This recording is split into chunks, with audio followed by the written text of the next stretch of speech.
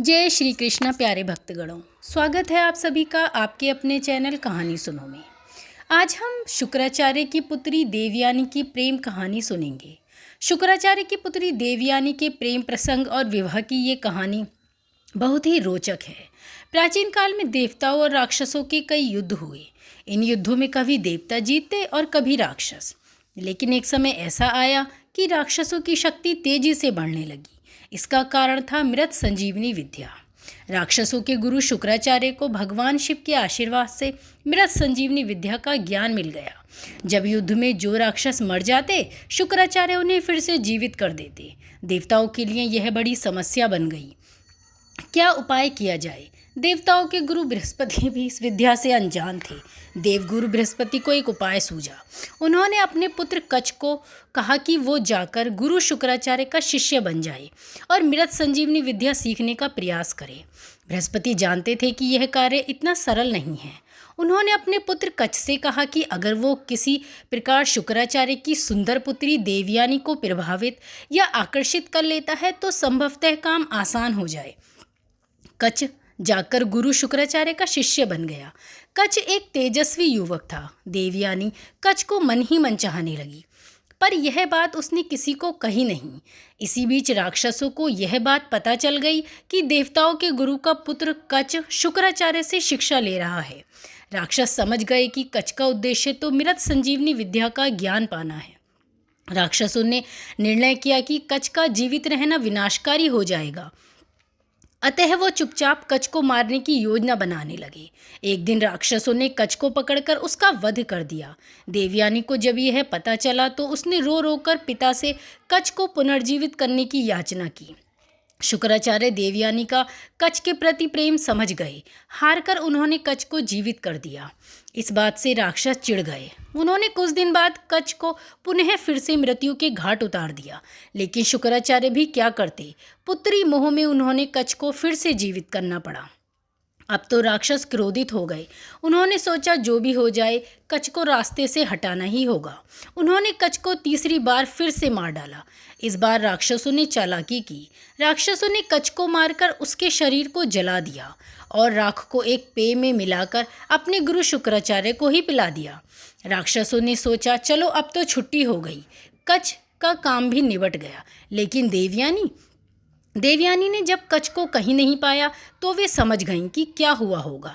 देवयानी ने पुनः अपने पिता शुक्राचार्य से विनती की कि वो कच्छ का पता करें। शुक्राचार्य महान ऋषि थे। उन्होंने अपने तपोबल की शक्ति से कच्छ का आवाहन किया तो उन्हें खुद के पेट में कच्छ की आवाज़ सुनाई दी। शुक्राचार्य दुविधा में पड़ गए। अगर वो कच्छ को जीवित करते तो वे स्वयं मर जाते, अतः उन्होंने कच्छ की आत्मा को मृत संजीवनी का ज्ञान दे दिया।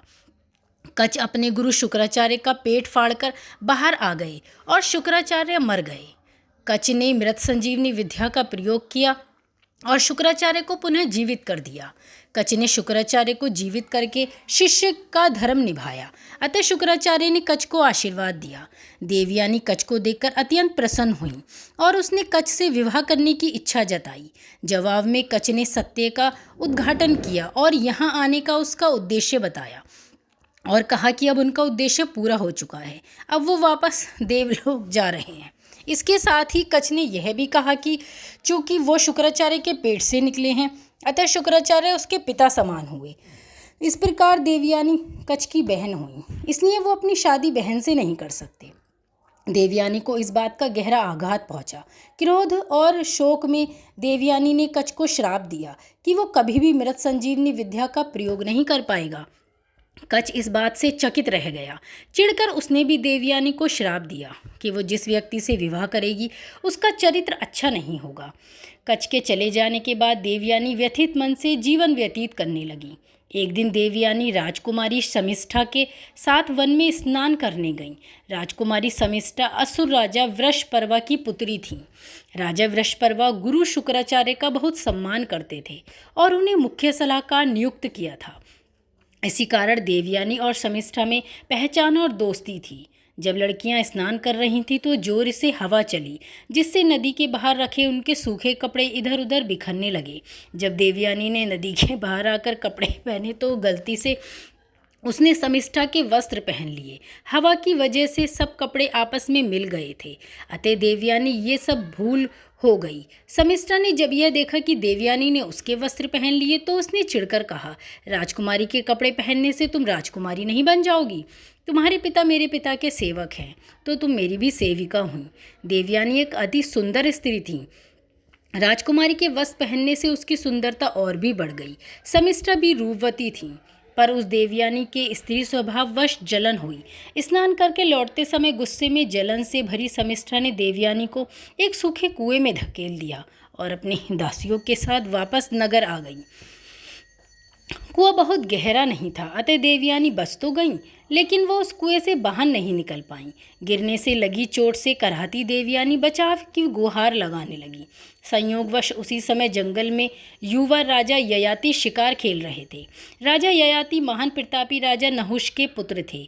जब ययाति कुएं के पास से गुजरे तो उन्होंने देवयानी की करुण पुकार सुनी। राजा ययाति ने देवयानी का हाथ पकड़कर कुएं से बाहर निकालकर उनकी प्राणों की रक्षा की।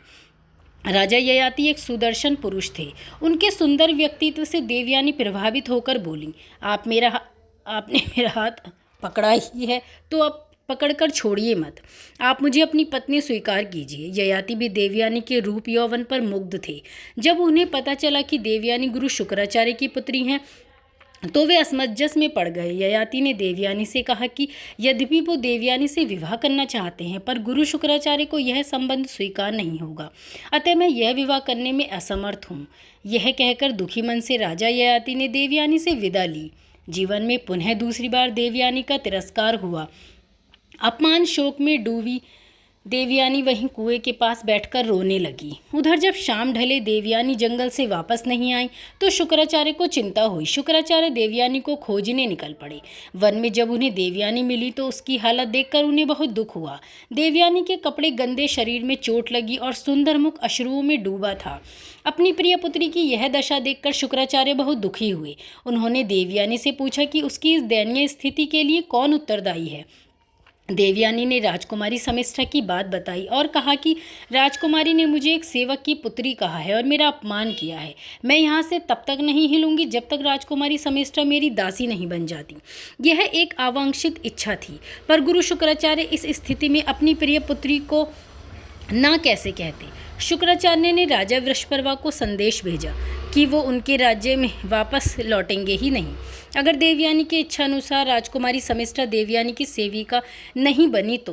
राजा वृषपर्वा यह बात जानते थे कि गुरु शुक्राचार्य के बिना असुरों का पतन निश्चित है। राजकुमारी शमिष्ठा भी यह बात जानती थी, अतः अपने वंश और राक्षस जाति के लिए उन्होंने आखिरकार देवयानी की सेविका बनना स्वीकार किया। दिन बीतने लगे। एक दिन देवयानी उसी वन में घूम रही थी कि पुनः उसकी मुलाकात राजा ययाति से हो गई। देवयानी और ययाति दोनों एक दूसरे को देखकर अत्यंत प्रसन्न हुए। इस बार देवयानी ययाति को अपने साथ लेकर पिता शुक्राचार्य के पास पहुंची और उनसे विवाह करने की इच्छा जताई। गुरु शुक्राचार्य ने देवयानी की इच्छा स्वीकार की, पर उन्होंने ययाति के सामने शर्त रखी कि जीवन में कभी भी ययाति की वजह से देवयानी की आंख में एक भी अश्रु बहना नहीं चाहिए। ययाति ने यह शर्त सहर्ष मान ली, अतः देवयानी और ययाति का विवाह हो गया। देवयानी के विवाह के बाद राजा ययाति वापस अपने राज्य प्रतिष्ठानपुर आधुनिक इलाहाबाद शहर वापस लौट गए और आनंदपूर्वक जीवन व्यतीत करने लगे। देवयानी के साथ सेविका राजकुमारी शमिष्ठा भी आईं। दासी होने के बावजूद चूंकि शमिष्ठा एक राजकुमारी थी, अतः उसे भी रहने के लिए एक महल दिया गया। एक दिन शमिष्ठा अपने उद्यान में घूम रही थी कि उसका सामना उधर से गुजरते राजा ययाति से हो गया। कच के श्राप का असर कहिए या शमिष्ठा की सुंदरता या विधि का खेल, राजा ययाति शमिष्ठा की सुंदरता पर मोहित हो गई। शमिष्ठा भी ययाति की ओर आकर्षित थी। शमिष्ठा ने ययाति से विनती की वो उसकी भावनाओं का सम्मान करते हुए उससे विवाह कर ले। इच्छा तो ययाति की भी थी, पर वो यह जानते थे कि देवयानी को पता चला तो वे बहुत क्रोधित होंगी। देवयानी को कष्ट हुआ तो गुरु शुक्राचार्य का रोष ययाति पर ही टूटेगा। शमिष्ठा ययाति से कहती हैं, राजधर्म के अनुसार यह बात जरा भी अनुचित नहीं है कि एक राजा एक राजकुमारी से विवाह कर ले। अगर दोनों में मन ही मन एक दूसरे के लिए भाव है तो हम दोनों के मन में एक ही भावना है, इसलिए हमें निसंकोच विवाह कर लेना चाहिए। आखिरकार ययाति शमिष्ठा की बातों से निरुत्तर हो गए और दोनों ने चुपचाप गंधर्व विवाह कर लिया। कुछ दिन बाद देवयानी गर्भवती हुई और उसके 2 पुत्र हुए जिनका नाम यदु और तवस्तु। उधर शमिष्ठा ने भी 3 पुत्रों को जन्म दिया, पुरु, अनु और दुहु। देवयानी को जब ये पता चला कि शमिष्ठा के पुत्रों के पिता ययाति ही हैं तो उसने यह बात शुक्राचार्य से बताई। क्रोधित शुक्राचार्य ने राजा ययाति को श्राप दे दिया कि वो तुरंत ही एक वृद्ध पुरुष बन जाएं। देवयानी ने जब देखा कि उसका युवा पति, सुंदर पति अब एक कुरूप बूढ़ा व्यक्ति हो गया है तो उसे कष्ट हुआ। देवयानी ने पिता शुक्राचार्य से विनती की कि वो अपना श्राप वापस ले लें। शुक्राचार्य बोले, मेरा श्राप तो वापस नहीं हो सकता। हाँ, अगर ययाति का कोई पुत्र अपनी इच्छा से अपना यौवन ययाति को दे दे तो ययाति फिर से युवा हो जाएगा। भोग में डूबे ययाति का मन यौवन के आनंद से भरा नहीं था। वे बड़े आत्मविश्वास से अपने पुत्र यदु के पास गया और यौवन देने की बात कही। यदु ने ययाति को मना कर दिया। इस प्रकार तवस्तु, अनु, दुहु ने भी ययाति के आग्रह को ठुकरा दिया। अंत में ययाति ने अपने छोटे पुत्र पुरु से याचना की। पुरु ने सहर्ष अपने पिता की बात मान ली और अपना यौवन उन्हें दे दिया। उसी पल ययाति पुनः युवा बन गए और पुरु एक वृद्ध व्यक्ति बन गया। ययाति ने आनंदपूर्वक 100 साल तक यौवन का उपभोग किया। 100 वर्ष पूरे होने के बाद भी ययाति ने जब अपने को असंतुष्ट ही पाया तो वे सोच में पड़ गए। उन्हें समझ में आया कि इच्छाओं का कोई अंत नहीं है। लाख मन की कर लो मगर फिर कोई नई इच्छा पैदा हो ही जाती है। ऐसे कामनाओं के पीछे भागना व्यर्थ है। अतः ययाति ने अपने पुत्र पुरु के पास वापस जाकर उसे उसका यौवन वापस करने की सोची। जब पुरु को अपने पिता ययाति की इच्छा पता चली तो उसने कहा, अपने पिता से आज्ञा का पालन तो मेरा कर्तव्य था। अगर आप चाहें तो कुछ समय और आनंद भोग करें, मुझे कोई कष्ट नहीं है। ययाति ने जब यह बात सुनी तो उन्हें बहुत गिलानी हुई। ययाति पुरु की उदारता से बहुत प्रभावित हुए और सबसे छोटा होने के बावजूद उन्होंने पुरु को अपना उत्तराधिकारी घोषित कर दिया। ययाति ने पुरु को उसका यौवन वापस लौटा दिया। पुरु वृद्ध रूप में आकर ययाति, देवयानी और शमिष्ठा के साथ राज्य छोड़कर वानप्रस्थ हो गए।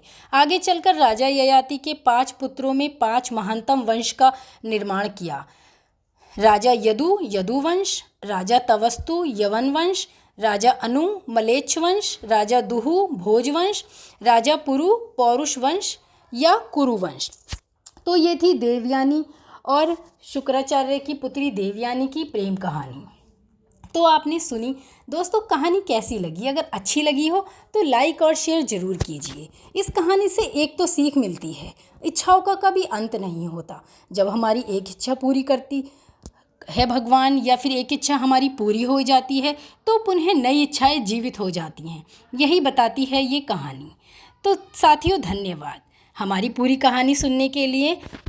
आपका बहुत बहुत धन्यवाद। ऐसे ही हमारे चैनल पर जुड़े रहिए और हमें सपोर्ट करते रहिए। इसी प्रकार आपको इस चैनल पर हर जानकारी, हर त्योहार, कथा, कहानी अवश्य ही मिल जाएगी। धन्यवाद।